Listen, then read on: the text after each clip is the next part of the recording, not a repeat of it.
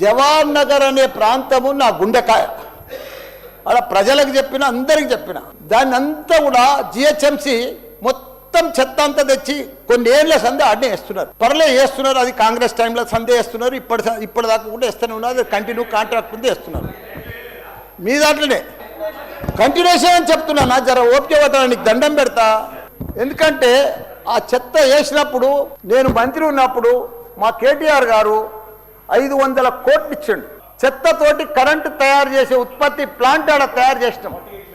దాన్ని అది కాకుండా 144 కోట్లతోటి క్యాపింగ్ పెట్టిన, మొత్తం మట్టి పోసి గడ్డి పెట్టి అది గుట్ట లెక్క తయారు చేసినాం. దానికి తోడు వర్షాకాలంలో అందులో వచ్చిన మురుగునీళ్ళు అంత వస్తే ఫిల్టర్ చేసేందుకు 250 కోట్లు ఇచ్చినాం. వాటి ఎస్టీపీ అంత బాగా చేస్తే అందంగా వాసన రాకుండా చేసినాం నా మంత్రి ఉన్నప్పుడు మా కేటీఆర్ సార్.